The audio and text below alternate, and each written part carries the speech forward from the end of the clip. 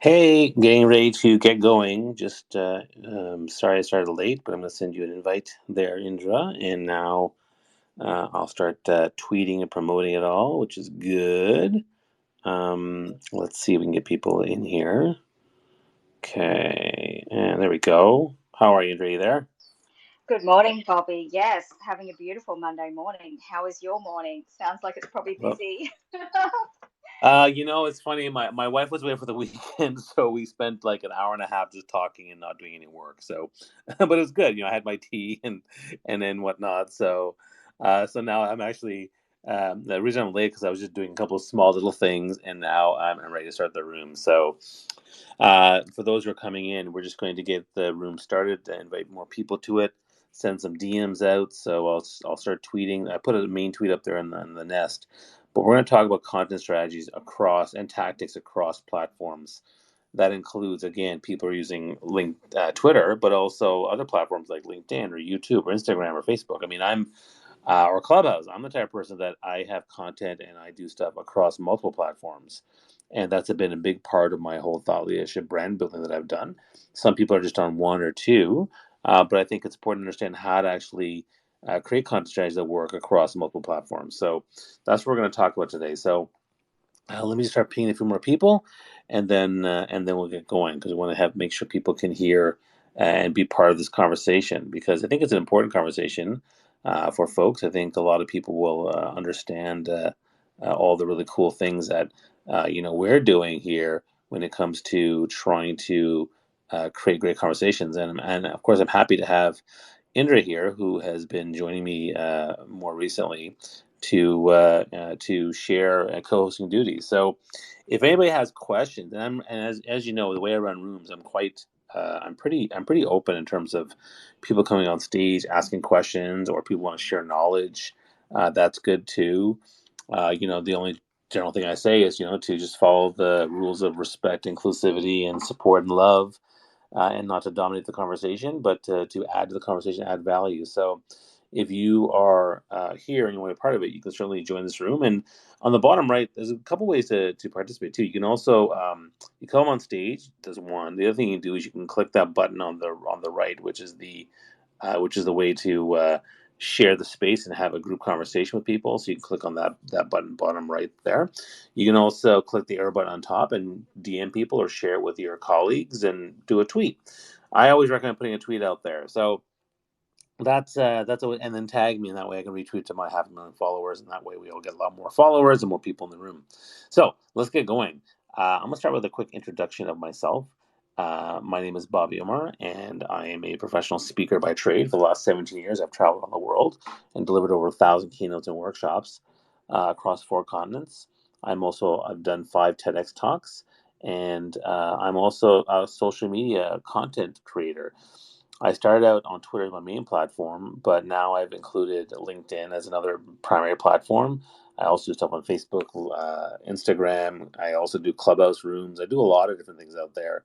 And I've accumulated over 650,000 followers across my platforms. And so for me, social media and content strategy has been a big part of what I do and how I also help people. In fact, my main focus is to help people get clarity on their personal brand so they have more clarity, purpose, direction, and purpose.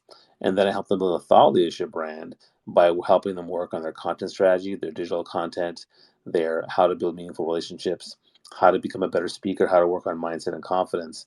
And in doing so, I'm helping people get more speaking gigs, more media opportunities, more book deals, and more revenue for their business or brand. So that's kind of what I do. And with that, I'm going to turn it over to Indra to introduce herself, and then I'm going to share a little story about my content initial content strategy. Thanks so much, Bobby. Uh, Hello everyone. I'm Indra Bartona.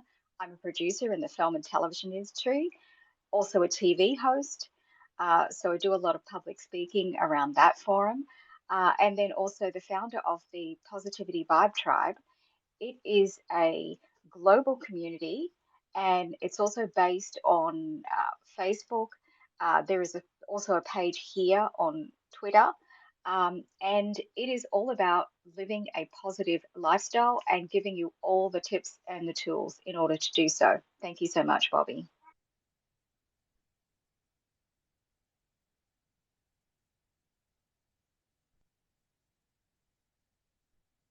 Whoops, sorry about that. I was in the middle of a tweet. I was just, I was just replying to the tweet on the group chat there. So sorry about that. But thanks, Andrew. That was great. So I'm going to start by sharing with you my whole content strategy evolution, to the story of that. So one of the things that happened to me was I've been a speaker for many years, and then I met a woman who said, "Bobby, you got to be on Twitter." I'm like, "Why would I want to be on Twitter? Twitter's just for, like, movie stars and celebrities and sports figures and politicians. I shouldn't be here." And she said, "No, no. Do you have a message for the world?" And I was like, "Well, yeah, of course I have a message for the world." She's like, "Well, then you need to be on Twitter to share your message with the world." And so I decided to put I started on Twitter, and I decided, I need to get out here and put more content on Twitter. And I started actually with just one tweet per day, which is funny because now most of us tweet like dozens or hundreds of times per day. But my first tweet was, "Power of connection, rule number one: listen." And that's all I said. The tweet the next day was, "Power of connection, rule number two: smile." And then next day, power of connection, rule number three: ask a question. And I just started doing these rules of connection, how to connect to people on a deeper level, and it started to take off. By the time I got to the sixth or seventh one, some people started to take notice, and they started responding, "Hey, what's this all about? And what are you talking about?" And the next thing you know, I started having conversations. And then I started to see that there was some good value with Twitter. And then the other big thing that happened was, when I got my first TEDx talk, I decided to launch a social media strategy. I kind of felt that social media was something that was going to be here to stay. So let me launch a strategy, see how it goes. And so I launched a Facebook page, I launched a newsletter, and I started putting some content on Twitter and LinkedIn more frequently. Wasn't too much on Instagram at the time. That was the big four that I was doing. And within, I guess, I'd say in about 6 months, I had about 5,000 followers on Twitter. But the thing that was really important was that I got my first paid speaking gig off of Twitter, because someone said, "Bobby, I love what you talk about leadership and engagement and connection. Can you come in and do a session for us?" I was like, "Of course I can." I was like, "Wow, this is great." I was like, "Wow, social media, man. This is amazing. It's just a place for us to share our voice, share our content, to demonstrate our brand, to demonstrate our expertise, to build relationships. Like, there's just so much benefits to it in terms of networking on steroids, too." So I decided to invest more fully, and that's when, again, things started to take off. Twitter was a place where things first took off, and then I got to 100,000 followers on Twitter, and that's kind of where it was. Wow, there's so much here that you can do, which is really cool. And then I started switching my attention to LinkedIn when I found out in 2017 that they had started to optimize more organic growth on there, and I started building my platform there. At the time, I had about 8,000 connections, but now I've grown it to 46,000 followers on my profile page and 22,000 followers on my company page. And so LinkedIn became a second platform where I did a lot of work, and actually became the primary platform for where I would put together posts. And I'd still tweet and stuff, but I was really focused on posts, video posts, and carousel posts, and just storytelling, and just text posts and things like that.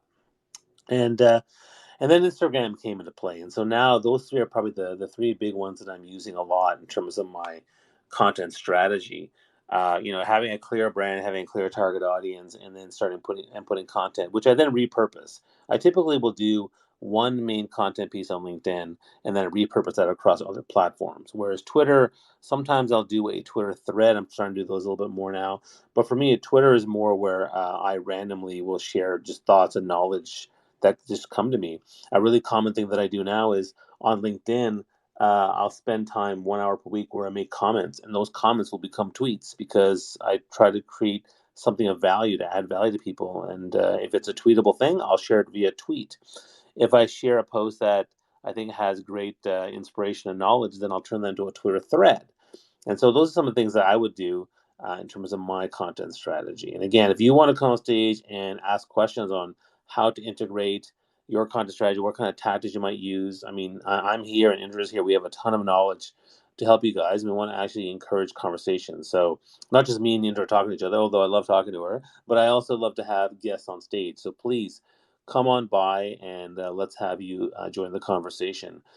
With that, I'd love to hear Indra your thoughts, or maybe your story on your content strategic evolution. Absolutely. Thanks so much, Bobby. So at first, I really didn't know what I was doing. I sort of, you have your Facebook account, your Instagram account, and then Twitter. And it was only, I'm thinking it was only a year and a half ago that I really started to understand Twitter. Like I had this account and I just really wasn't utilizing it. And I think that's the thing, like to understand each of the different platforms and to sort of do a little bit of research. And a lot of it is experimenting, I've found. And I'm going to throw it back to you in a minute, Bobby, to find out as well. But I know certain for different content, for different topics that you have, for a lot of people, they find that different things work for themselves. The one thing that I have found that works, across all the different platforms, and I'm sure we can go into a lot of detail with the different ones here, but is consistency. So even if I'm crazy busy, if I just try to post something, for example, even okay, so even I was recently the latest one. Okay, so uh, I'm on Twitter now, definitely consistently, on Instagram consistently, and sporadically on Facebook, and a lot more consistently on LinkedIn now, posting content a couple times a week. And really, that's all it takes to get that consistency. Sometimes over on LinkedIn, it is a different animal. And I learned that from Bobby, where at first I thought, well, oh, it's just too much, to post over there on LinkedIn and all these other things. And he just sort of said to me, well, why don't you just post consistently, but 2 times a week or 3 times a week, and that's it. So I think it's about having a bit of a plan of attack, and I have a bit of a plan with that, just to as in the strategy. But the thing is that I started, it was a year and a half ago on Twitter. I had 200 followers and I haven't got a mega big account like Bobby, but it's amazing how if you start with consistency and if you definitely between Monday and Friday even just posting and even trying to post at the same time, so then people, your connections, start to realize, oh, okay, they're posting at this time every day. I can look forward to their posts, whatever time that is, for people that are in your time zone. I mean, look, sometimes, look, I'm getting a lot of people from India that are interested. So sometimes it's really good if I either post late in the day or even if I do a retweet of a post that I've done during the day to just kind of spark it up. So they're just some initial thoughts, Bobby, but I know you've got a lot more. But I wanted to ask you a little bit more about uh, just your strategy with trying to have a presence across other platforms, like you suggested for me with LinkedIn. Yeah, I think that one of the things I'll say, I mean, I just tweeted about your consistency. That's a golden nugget. Being consistent on the platforms goes a long way. A lot of people, one of the big things a lot of people don't realize is that they say, well, Bobby, you have 500,000 followers. You must be able to quickly build it up on LinkedIn or build your email marketing or build up your Instagram. And the truth is, it doesn't work that way. I've had to build every single platform. So, Instagram 31,000, LinkedIn 70,000, and even Clubhouse with 13,000. I had to build them within those platforms. The transition of people from one platform to another, it's pretty hard to do. Like it's pretty hard. Like yeah, sure, there might be a small percentage that go over, but you think with 500,000 followers that have like monster emails in newsletter, but it's not how it works. It doesn't happen that way. I found that the best way to build has been on those platforms specifically and spending time on those platforms, and that to me has worked out the best. You have to, but the other thing I think about is uh, I always tell people like focus on your brand, focus on your target, and now where's your target audience and where are they? Where do you want to build? And the other thing is how much time do you have, right? Because we all have different amounts of time. for me as a social media guy and content creator and influencer, I do spend more time on platforms than other people do. So you have to look at that. But the general rule is, if you are integrating across multiple platforms, you still should pick one as your primary. Like, what is your primary platform where you put content out there? I think that's an important piece to keep in mind. So, for me, LinkedIn is my primary platform. What that means is I spend most of my time, they use the 80-20 rule, 80% of your time on one platform, 20% on against the rest. I'd say for me, it's probably 60 to 80% on LinkedIn as the primary place. And then when I do a post or I do a video or I do something else, then I'll share that. I'll share that via tweet. I'll share that with an Instagram story. I'll share that with a Facebook post or whatever it might be. But for me, LinkedIn is the primary place. So I think for most people, you have to pick a primary platform. But the platform you choose has to be based on what is your objective, what is your brand, what are you trying to do out there, and who's your target audience. So one of the people that I work with in my Thought Leadership Brand Club, which is a community that I run, it's a membership community I run to help people build stronger brands. If you're interested in that, let me know. I can tell you more about it. But one of the guys I knew, he wanted to focus on talking about have political discussions. And I said, well, you know what? You got to go to Twitter for that. Like I said, that's the place where you have to, build. You have to build. So I said, go to Twitter. And then he ran a Twitter space and just had major traction. Similar, another person wanted to focus on NFTs. I said, well, NFTs, again, you got to be on Twitter. Twitter's a space for NFTs. Now, if you have more time, you could do something on LinkedIn because NFTs are also being talked about there. But Twitter is the place to start. Now, another client is focused on career building, and I say, well, if you're going to do career building or helping job seekers, then you got to start with LinkedIn. That's the place where all the job seekers are. It doesn't mean you can't do it on Twitter or Instagram. Of course you can, but if you want to spend your time with when you have time, where you get the most bang for your buck, start with the primary platform. Then if you have time or can make time or can hire someone to help you, then you do repurposing of that content across other platforms and also try to build something there. So in my mind, what I typically do is when I do a video, for example, I'll put on LinkedIn first. That's the first place I'll do. And then probably I'll share that same video a day later on Instagram, and I'll share it on Twitter, and I'll share it on Facebook, and I'll upload it to YouTube for a place where I store all my videos. If you go to my YouTube channel, I have like 1,000 videos there, the ones I've done over the last like 5 years.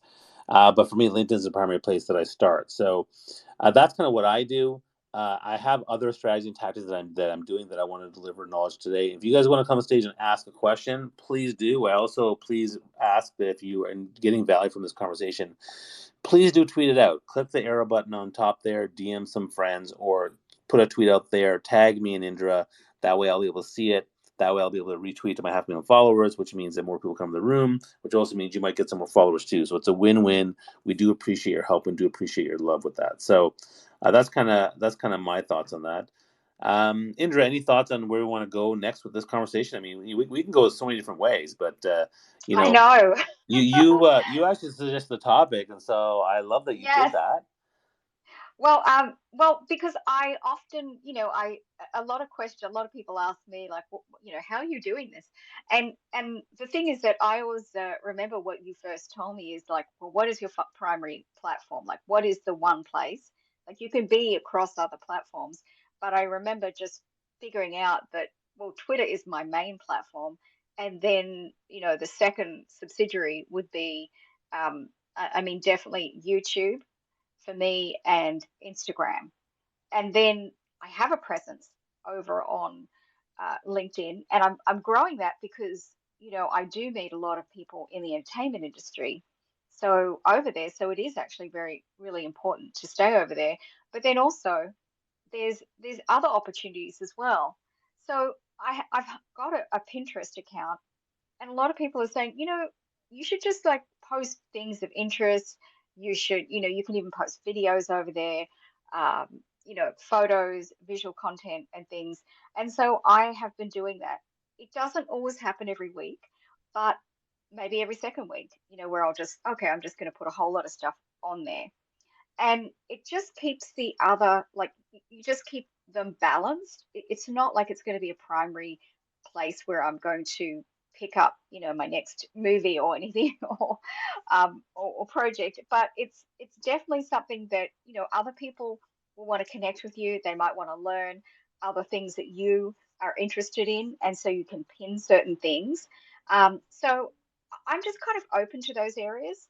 And so that's why it spurred a lot of interest for me, this topic. In it's more about balance, and that's what I pick up from you, Bobby, is figuring out, okay, there's only a certain amount of hours in the day, and pick your primary, and then kind of balance it out to the other areas. Yeah, and I think absolutely I agree with you. And I think the other thing to consider too is one of the things that I did well in the early days was actually automation. And so what that means is I found tools to help me automate to spread my message that I was doing everywhere else. So for example, a really good one I like is there's a platform called If This Then That, which basically allows you to take a post you do. So every time I post a YouTube video that I created, it automatically shares it across my Facebook and LinkedIn business pages, and it also and it also tweets it out. It's just a way to let people know what's going on before I do a more official post or a more organic post. Another example I use is when I do a post on Instagram, an image, it automatically what normally would happen is you would share you would share the Instagram post on Twitter, but there wouldn't be any image; it would just be a link to it. But this allows me to share the Instagram post with the image, which garners more attention. And so these are tools you can use to help you. And similarly, I mean, you mentioned Pinterest. You mentioned I would say another one, Pinterest and Tumblr. I have those accounts. I have accounts on everything, and so. Uh, I already have automated stuff that shows up on Tumblr, shows up on Pinterest, and so sometimes I'll go in, and I don't go in there very often, to be honest. Like I've only set my notifications where if someone wants to DM me, I'll get a notification. But and that rarely happens. But sometimes I go in, I was like, oh, look at that, all my posts are there because I want to check on it, and it is posting. And one day, I was like, wow, I have 2,000 followers on Pinterest, and I have like 700 people who follow me on Tumblr. That's great. I mean, I didn't know, but I'm there doing that. So there are ways for you to, create some automation that allows you to spread your word, your voice, your brand in lots of other places. But again, if you want to really grow some organic things, you gotta pick that primary platform and then spend a little bit of time on the other ones too. So that's something that I've been doing. Absolutely. And before, I know that you were talking about repurposing. So repurposing is a really big thing, I think, for me because it saves so much time. If I didn't repurpose, I can't imagine what I would be doing because you already have that content. So then you just take pieces of it. For example, I do a weekly newsletter over here on the Twitterverse, and it goes out every Tuesday. And I sort of switched it because Monday evenings I have a positivity vibe tribe space in the evening. And so I'm just trying to share like content as it's being, spread out like across the week. And Tuesday I don't. So it makes sense that, promotion wise and everything else, that it goes out on a Tuesday. So it goes out on Tuesday, and then I can take that newsletter afterwards and I will repurpose the content even as a blog on my website. So it's over there, and then I can even take pieces of it and I can put it, say, on a post over on my Instagram. And so I'm just spreading it across, without, restarting the wheel. I'm taking snippets of it that's appropriate across the different platforms. And then sometimes I even use it to create my videos because there's something about a topic that I can then use to create a video, um, particularly the short videos that I've been doing lately. And Bobby, I think you're the master of video creation as well. Um, how have your videos been going lately? Well, videos. When videos first launched on, I guess LinkedIn in 2017, I was like, "This is great, man! I love videos because for me as a professional speaker, being able to showcase my talent and my brand and my expertise goes very, very well with video. I love doing videos. So I was doing one every day on LinkedIn. Now, after a while, I started to get burnt out because people respond, they comment, and So I decided to slow down and started doing 5 per week. Then I went down to 3 per week. Then what happened on LinkedIn is that the algorithm changed and videos were doing like crap. They were not getting any traction. So I was like, sadly decided to stop doing them so much. I started doing them maybe once every couple of weeks, but I would rarely do videos and rarely do live streams. But now they're back. So the organic flow of videos on video content on LinkedIn has gotten better. And again, one of the another big strategy for you to keep in mind is you have to stay attuned to the trends that are going on out there, right? So the biggest trend right now with content strategy is video reels, right? There's a reason why YouTube is promoting reels and shorts. There's a reason why Instagram is promoting reels. There's a reason why most videos now, even on LinkedIn and Twitter, are TikTok style, portrait style, right? Where you hold the camera up straight. I mean, I used to spend so many time doing videos in landscape, but now I never do that.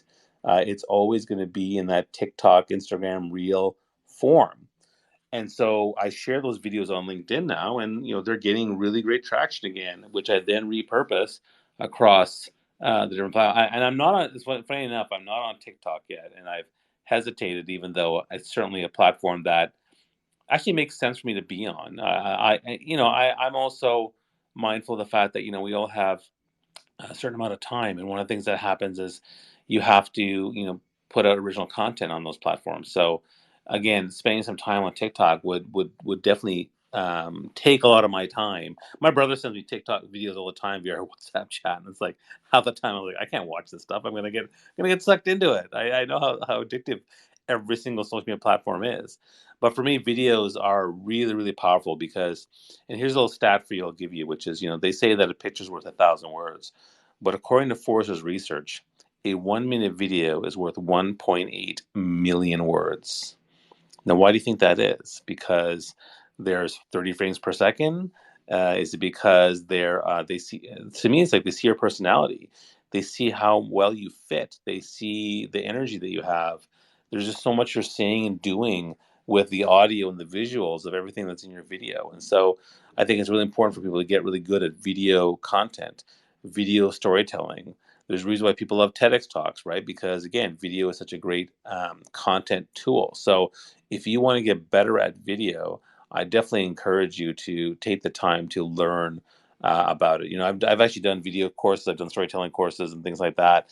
But video content I think is a great thing to get involved in. And what I'll say to it is that the easiest thing to do with video, it's not that hard. You take your phone, you take your smartphone, assuming you have a smartphone, and you record a video. And the minimum requirement for a video, honestly, I mean, I know people say good lighting. Okay, fine. Let's assume you have good lighting. But really, just do the video, add subtitles. That's it. Just do the video and add subtitles. That's all you got to do. And there's different ways to do subtitles. What's interesting too is that things have changed in terms of, again, we talked about evolution of content. What I used to do was I would record a video on Instagram using Instagram Reels, and it would automatically create captions for me, which was fantastic.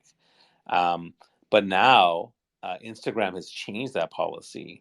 Now what happens is you can't, and I would just download it to my phone and then use that. Now you can't do that anymore. Instagram, because they're fearful of TikTok, have changed their policy where you cannot download any video you're creating with captions unless you actually turn to a post first. The goal of them is they want you to post on Instagram first before you post on TikTok. So that's a really interesting thing that's changed. So what I do now is I'm evolving. So now sometimes I'm making videos straight up on Instagram first, and then I post that, and then I take that same video and put it on LinkedIn or and other places and on Twitter. So there's a little bit of shift there in terms of how I'm evolving my content strategy.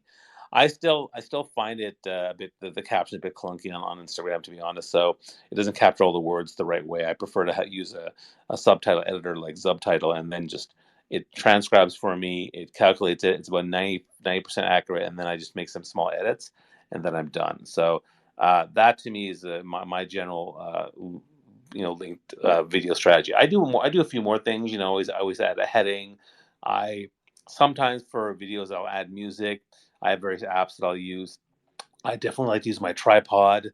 I like to have good lighting, but again, minimally. All you got to do is take that phone, open it up, start talking, add subtitles. That's a great video to start. Just put it out there. Don't even worry whether you have your brand or targeting figured out yet. You can do these things at the same time. While you're putting stuff out there, people will start to see it, they'll start to engage you, and you're still working on your brand, your targeting, and things like that. And then you start putting stuff together that's far more focused, far more targeted towards the people you're trying to help and provide value for and answer their biggest questions. And Indra, you said that, I mean, you're doing videos too. So any video strategy tips for us? Well, sure. And I just want to say, look, it's only been the last couple of months I actually opened a TikTok account because I was thinking, do I really need one? And so many people said, look, you should, because occasionally I will kind of dance around a bit, because I love music and I'm a dancer. So, they were saying, look, you need to like just do some fun ones and, kind of mix it up. So I'm experimenting over on the TikTok with video format.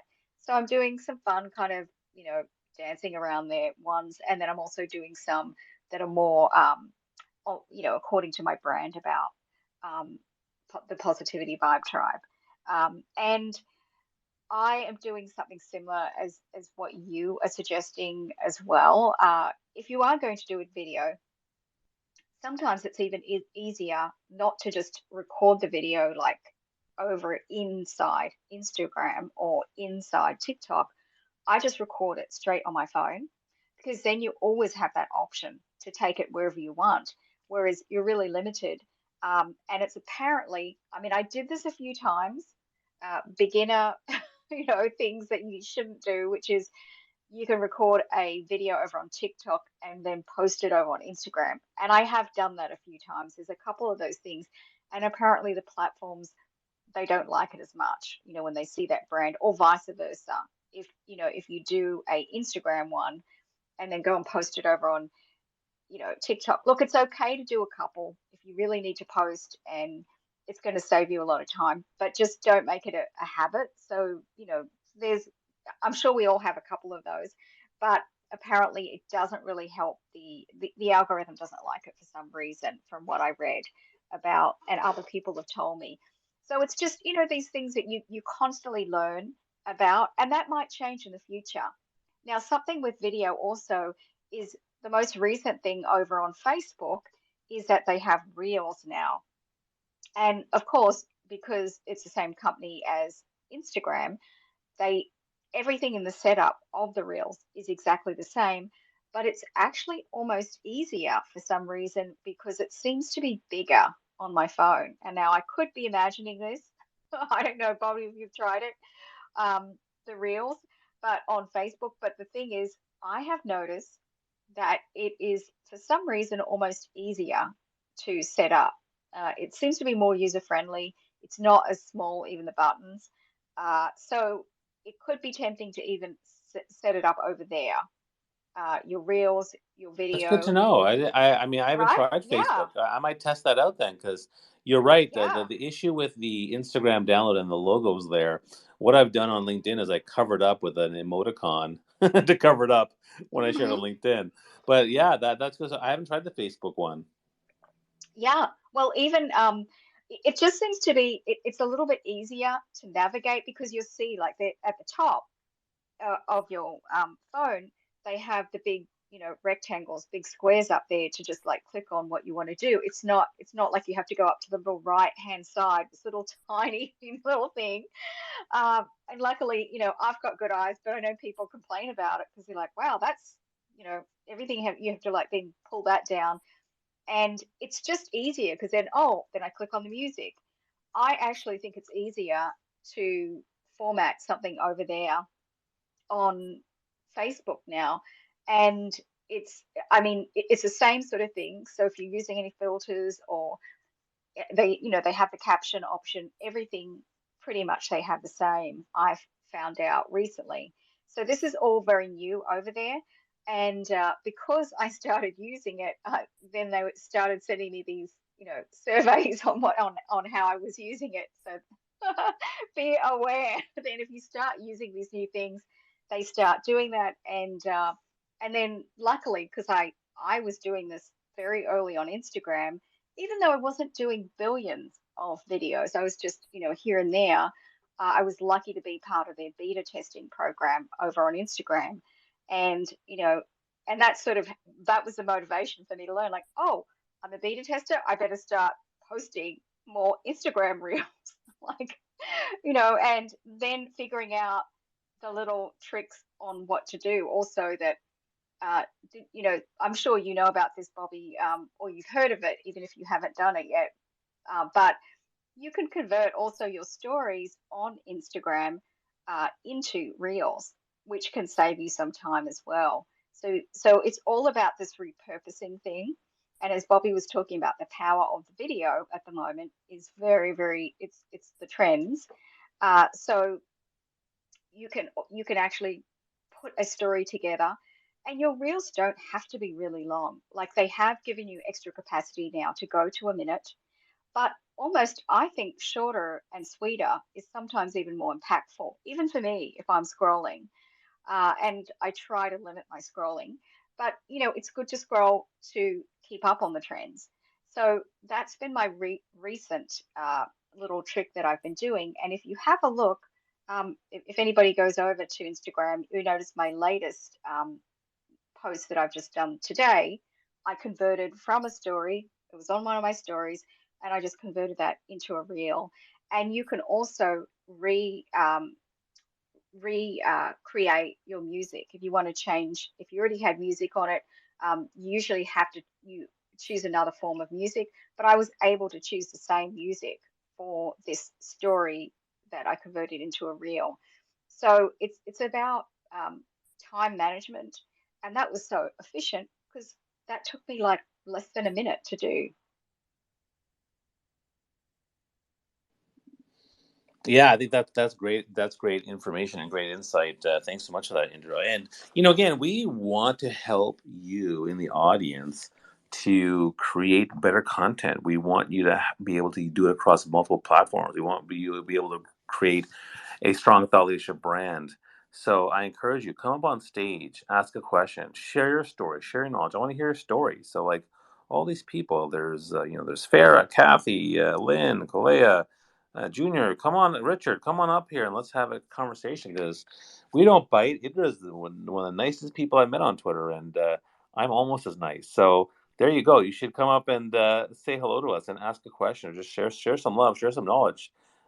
We definitely want to help you guys because I think the other thing that's interesting about the reason why we talk about multiple platforms is because often I focus a lot of my time and energy on helping people build thought leadership. And so how do we define that? And I say that the person who is dominating Twitter only, the person who's dominating LinkedIn only, yeah, they're an influencer and they are building thought leadership on that platform. But the true thought leaders that we know, people like Gary Vaynerchuk and Brené Brown and people we love and follow, they are on every platform. They're on multiple platforms. So going on another platform is a way for you to start building a true thought leadership brand because now you're being seen across a broad range of platforms. I think that's an important piece to keep in mind. And that's why we spend the time in this call today to discuss the idea that you should actually start doing more on those other platforms. So, yeah, and we're here to help you. Start with one, repurpose the content, and we're happy to share any strategy or tactics across multiple. Since Indra and I are both on multiple platforms, we can give you strategies across pretty much every single one that we brought up. What's funny is I didn't even know about the Facebook thing, which is cool. I use Facebook just for my friends and sharing photos of my kids and whatnot, but I think that's great. We do have someone on stage, which is awesome. Welcome, and we want more people to come on stage. But go ahead, Solo Breezy, and share your question or comment. First off, good morning, everybody. My name is Soa Breezy. I'm a cannabis activist and a cannabis graduate from college. Um, so I'm on Twitter pretty much networking with new people all across the world and life. And the way that I market is a little bit different. I post quotes every day. I've been doing this for a long time, but I post quotes and I try to connect with people with different quotes and words of wisdom because we need more love in the world. That's the way I attract people. But it's not just about quotes that I use, not just on one platform. I use different ways to talk to people. Always about using color forms when you make videos or your videos, like you guys were speaking about, they have to tell a story. Not every time you have to tell a story, I feel like, but you have to give a perfect visual presentation on what you want to explain. And sometimes when you make videos or content, you could be doing stuff by accident and it becomes something. So that's what I have to say. I think that's a great point and segues. And thanks for coming up on stage and sharing. Please stay on stage here if you have more stuff to share or ask. I think that definitely leads to the importance of diversity of content, right? So mixing it up is one thing that I think is really important. Yeah, quotes are great, and I do quotes, not all the time. In fact, when I started, I was doing more quotes in the beginning, right? Because it was an easy way to create some value content to inspire people to use it to start conversations. So I was definitely doing that more in the beginning. Now I don't do that as much, but it's still important. Still an important tactic to use, and I still do the odd quote here and there. I think that's a great way to go, and I think on all platforms, a quote first. But the thing I'll say is that when you do that quote, don't just share the quote. Share what it means to you. Tell me the what. Tell me the so what. What is the meaningfulness of that quote to you and why it matters to you? And that's where the conversation starts because you'll ask the question, well, what does it mean to you? Right? If we use a Gandhi quote, must be the change you see in the world. Okay, fine. What does that mean to you? How do you adopt it in your life? How is it important to you? That's where you start having those meaningful conversations. And then in terms of diversity of content, whether you're doing video or you share an image or you just share a quote or you besides something else, I think diversity of content is really important. And the other thing with diversity is also experimentation. A really big thing with content strategy is experimenting with different types. I'm not really big on carousel or slider posts, which are all the trend on LinkedIn and Instagram, but I do try them once in a while. There was one I did around, it was like National Video Games Day, and I shared like a 7 image,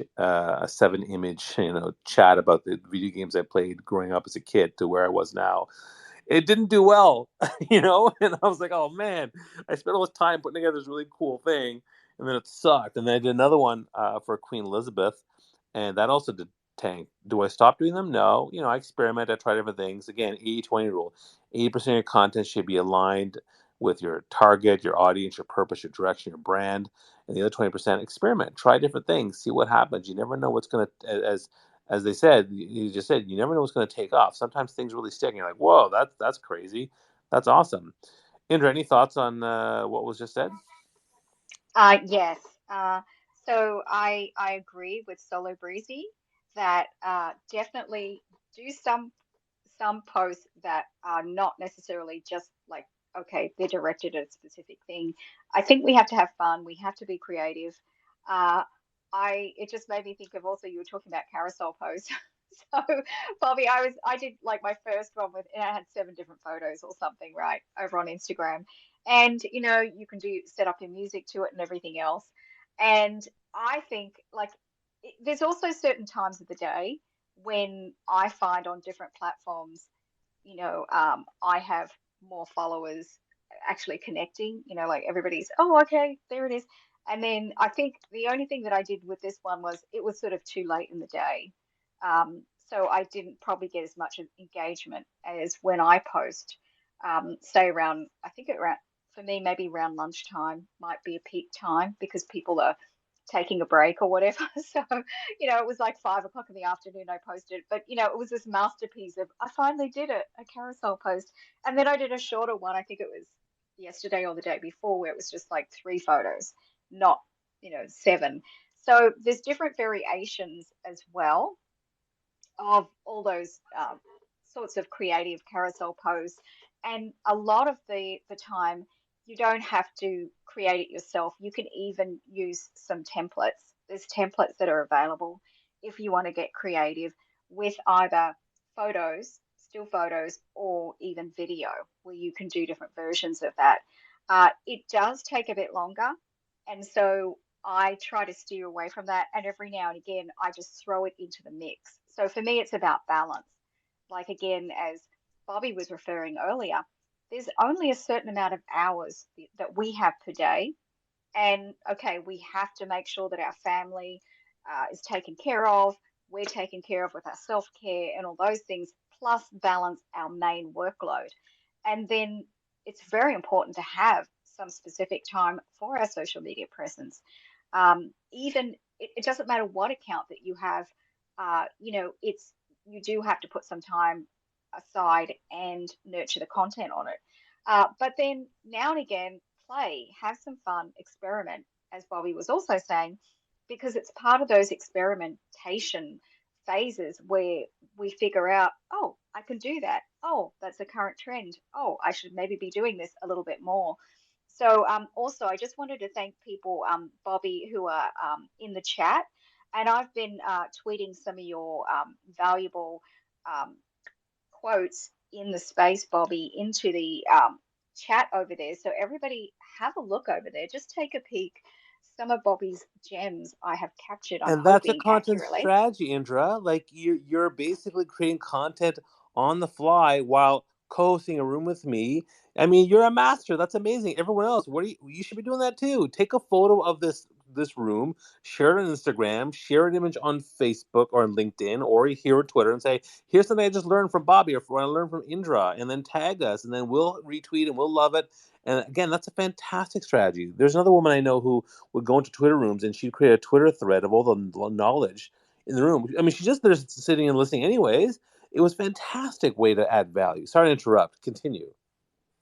Oh yes, absolutely. So, and this is something that I do for my spaces, and I'm often I'm interviewing people at the same time simultaneously and typing, and people have no idea how it's done. But the thing is, it's really great. It is another way to create content and interest, so that people can also go in there and and then get involved in the chat.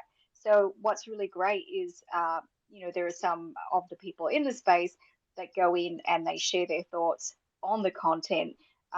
It's a great place to just also thank the host and the co-host, and also if you want to comment on anything, or it's also another great place to ask questions, the chat.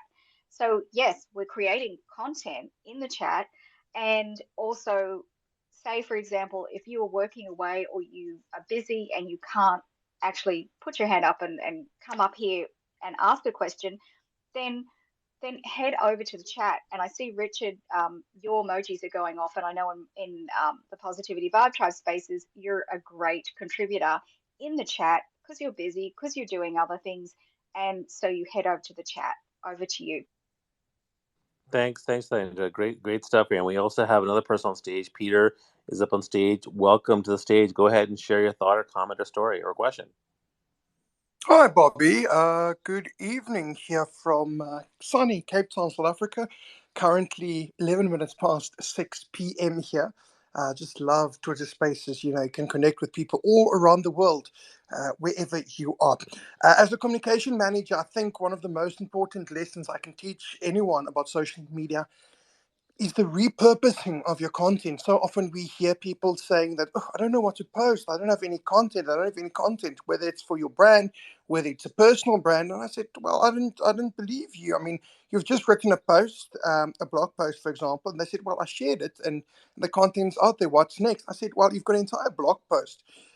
That in itself is content. How many of your blog post how many quotes did you uplift and created designs from quotes? How many videos did you create? How many audio snippets did you create from it? There's so many ways to repurpose content just from one single piece of comment. I think Gary Vee made an entire PDF document guideline as to how you can actually repurpose content and divide it into bite-sized content size. I think the second part of very interesting and to know how is to understand the intrinsic of each platform, knowing how each platform works. So often I get people telling me, listen, I posted the same photo across all the platforms and I only got one like on Facebook, but I got 200 likes on Instagram. How did that happen? I said, well, what photo is it? You need to understand the audience. You need to understand the way of working. You need to understand that not the same caption will work on the same place. And if you don't understand that, your content will not excel. With simple, small tweaks, you can actually curate different content pieces for different platforms and curate it to each and every platform. The last point I want to make is personal branding. So often people tell me, but listen, I want to start off by actually becoming, I don't want to use the word influencer, that's overrated. I want to become a content creator. I want to become someone significant on social media, but I don't know how to. How do I approach this? I said, well, the first thing that you need to do is you need to start looking at yourself as a business, right? You need to start looking at the same way as you look at your business, the marketing strategy that you pull up for a business. You need to start looking at yourself as a business. You need to start looking at Peter Pan's Enterprises, for example, and tell me, what's the values of my business? What's your personal values? What does my brand stand for? What do you stand for? What does, if people talk about my brand, what do they talk about? What do they say about me? Ask the same question about yourself. It's so easy, but yet we struggle when it comes to personal branding. Make yourself a content pillars. Tell yourself, right, as I would make for my brand, my content pillars are, I will be talking about A, B, C, and D. And literally go and sit and create a marketing social media digital plan for yourself. Once you start thinking of yourself as a Coca-Cola, as a Nike, as a H&M, immediately your focus shifts from I'm just a normal person to I'm actually a brand and I need to start acting like a brand. Therefore, it's called personal branding, not personal people. You are a brand. You are the selling point. Remember that when it comes to social media. Thanks so much, guys. I love that. Peter's speaking my language, man. So, that's why I tell every single person I know, you need to invest into your personal brand. You need to understand your values, your interests, your skills, your passions, your story, how people see you, how they perceive you. What are your super strengths that people love? What are things that people like about you? What they don't like about you? Because when you do that, and it takes work, right? It takes work. But once you do that, then everything else, your relationship building, your content strategy, your business development plan, are all going to be far more focused, far more targeted, and far more impactful, and you'll grow way quicker than if you just didn't do the work. Too many people don't want to do the work.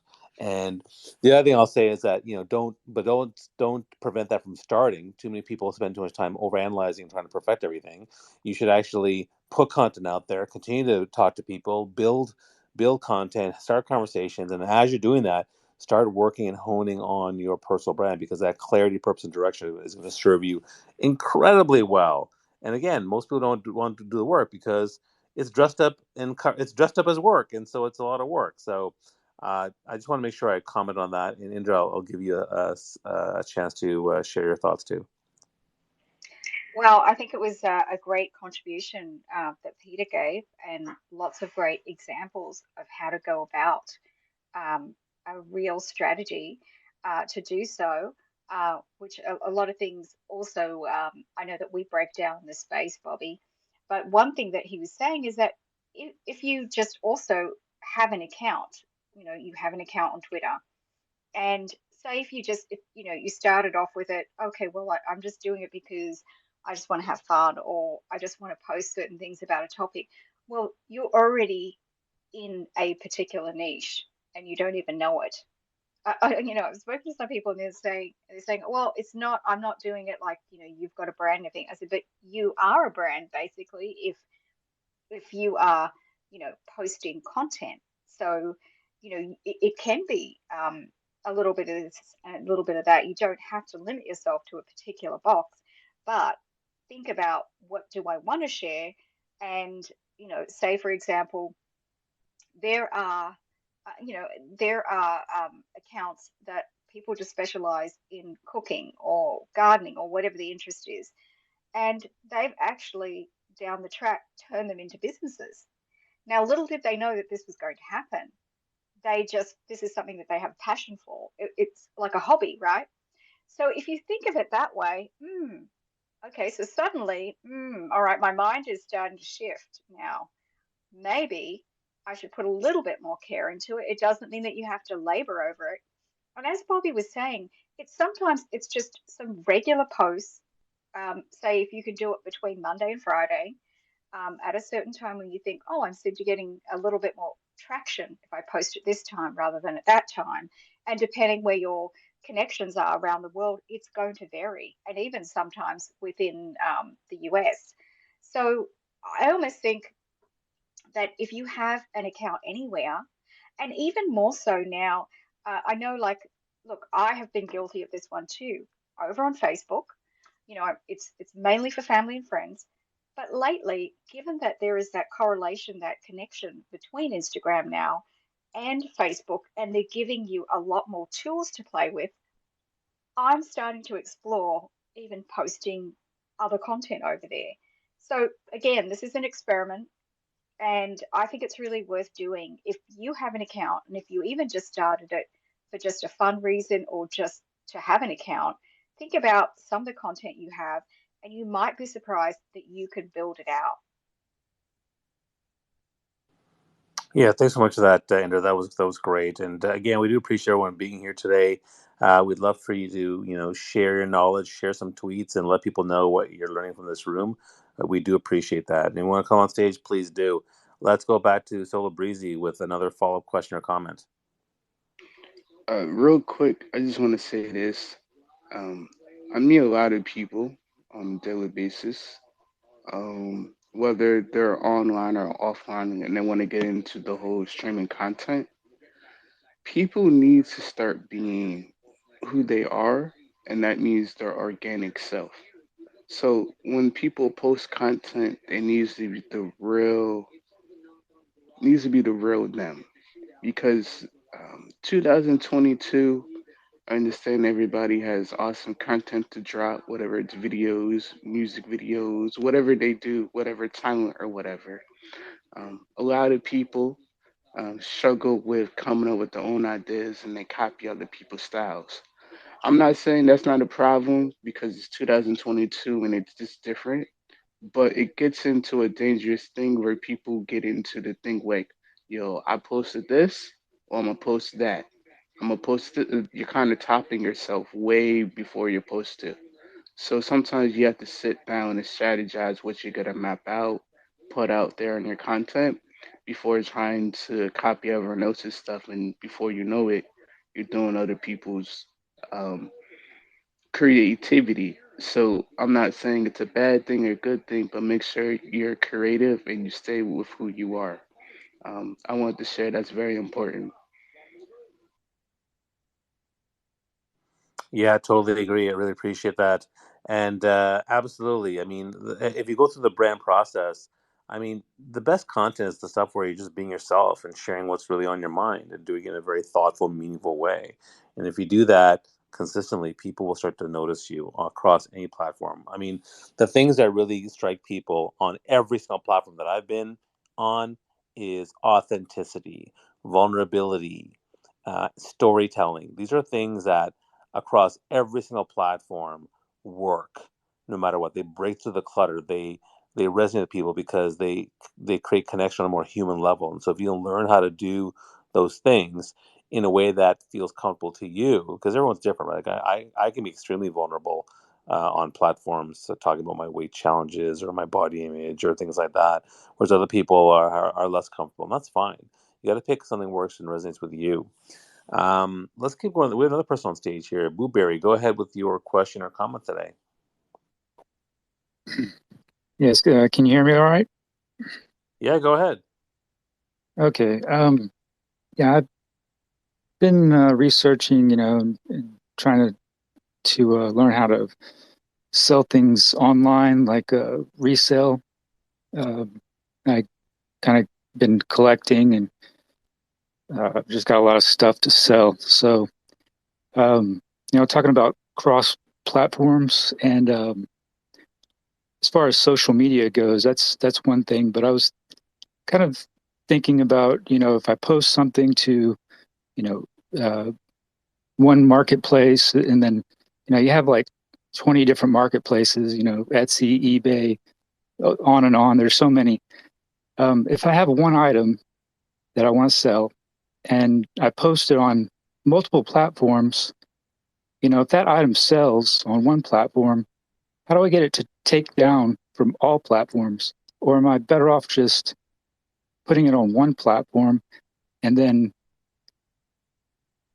using social media to broaden my clientele?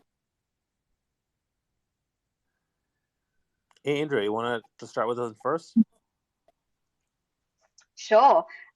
So I think what you're talking about is like in the selling genre, but I almost think it's coming back to some of this topic of repurposing, but still tweaking.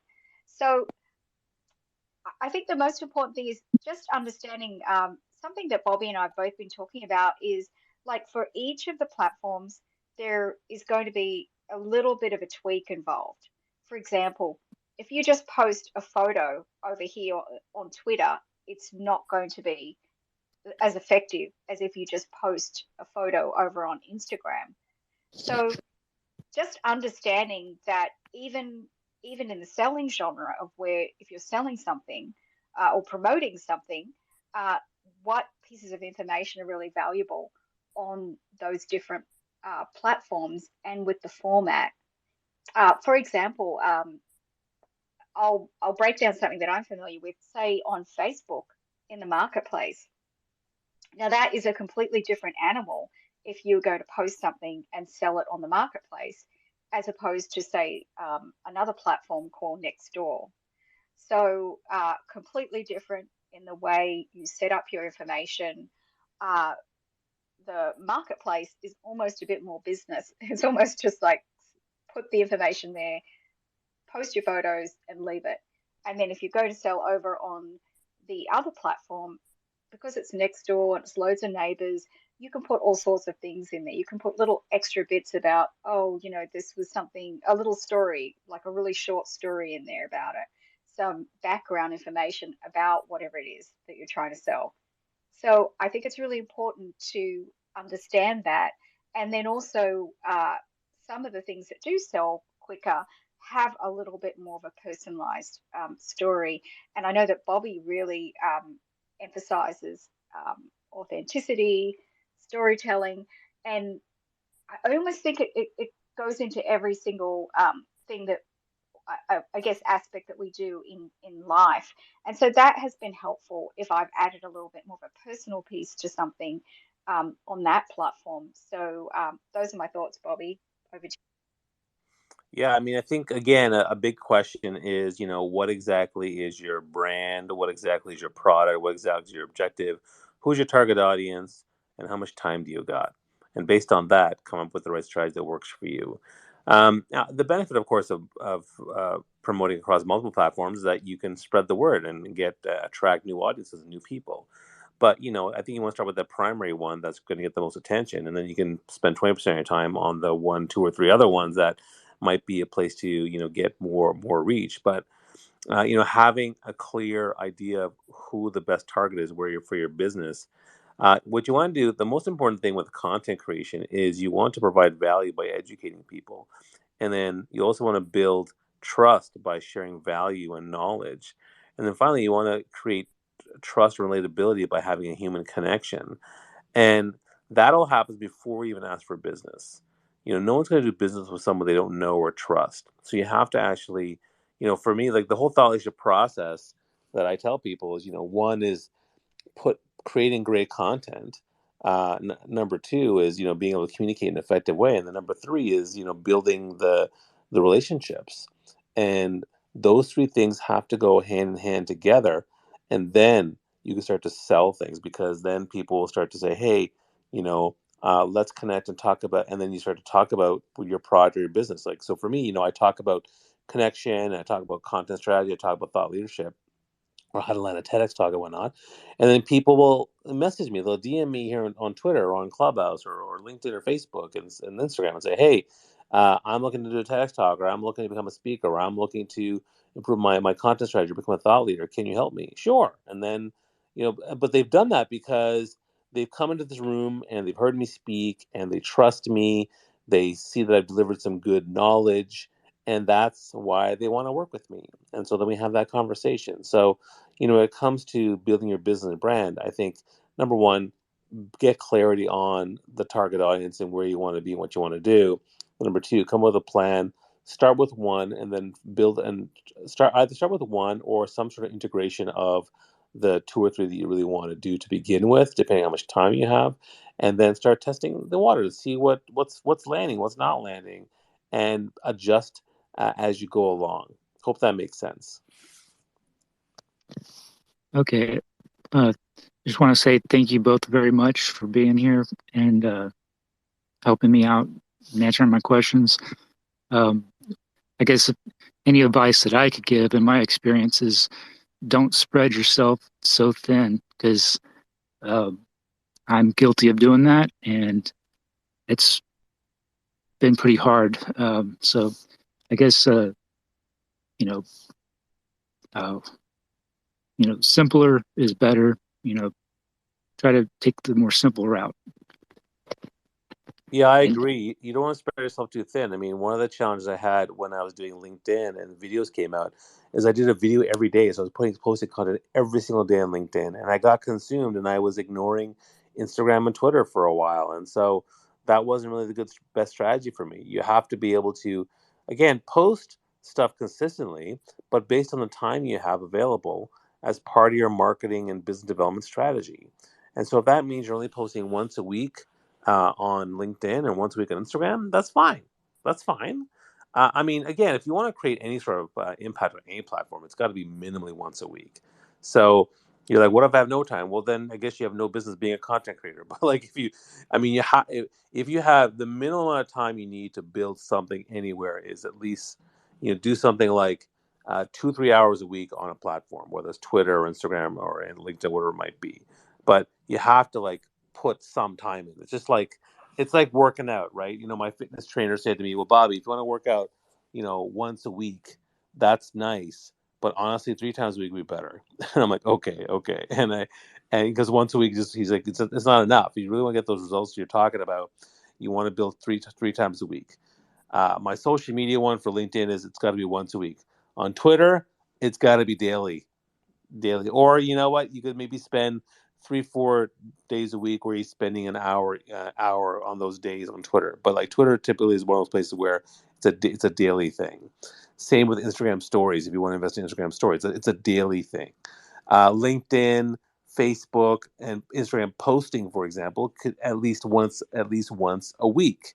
But again, it's better if you can do a little bit more. But also post when you want to. Don't post like you have to. Consistency is far more important, but it's got to be stuff that doesn't feel forced, but is actually natural. If you don't feel like today on LinkedIn, I thought about posting something and I kind of wanted to post something, and then I was like, but I don't feel like posting anything, so I didn't, and that's okay. I'll post tomorrow, and that's cool. Whatever gets in your head. Whereas a Twitter, it's something I visit every day to see what I could do, what I could share, and this room is also one of those things that I do. So we've been talking about content strategies and tactics across multiple platforms. We're sharing a lot of great stuff today. If you have information or questions, you can come up on stage. I'm trying to get Farah on stage. It hasn't been working. Farah, if you have a question, you can DM me and I can answer that question.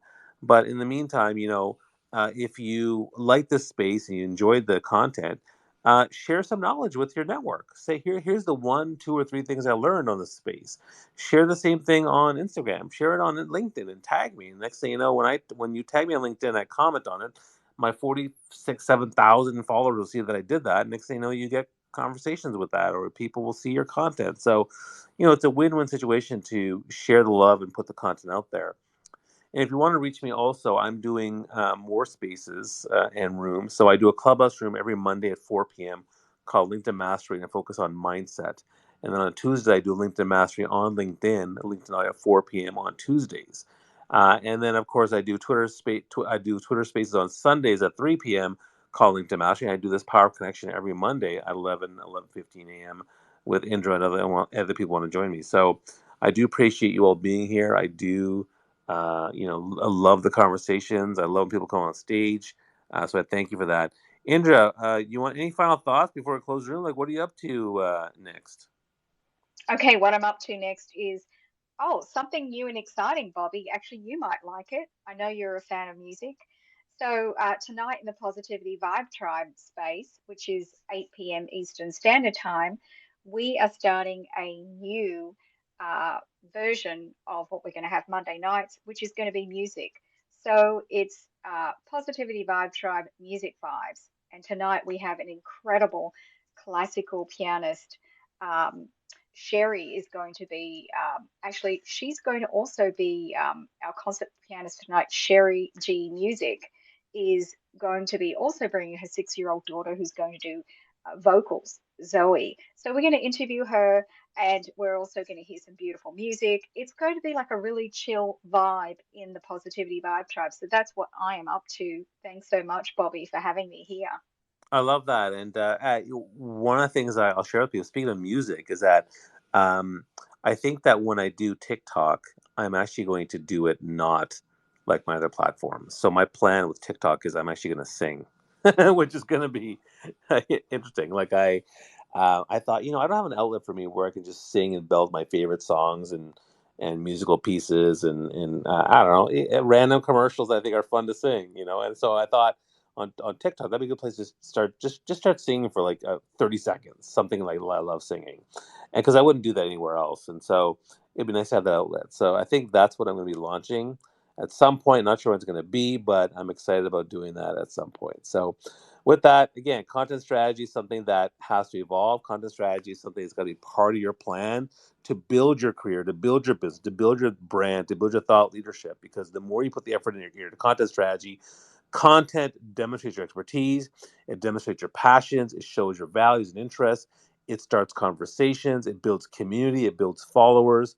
There are a ton of reasons why you should all be working on a content strategy. And so if you want help with this, you can DM me or DM Indra for advice or support.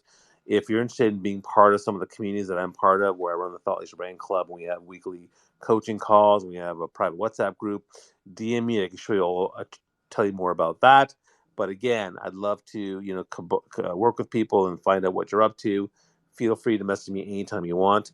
With that, thanks so much for everyone being in the room. The replay will be available. Make sure you share that with your network and have yourselves a wonderful, wonderful week. I'm off for lunch and I'll see you guys soon. Take care. Close the room in 5 seconds. 5. Bye.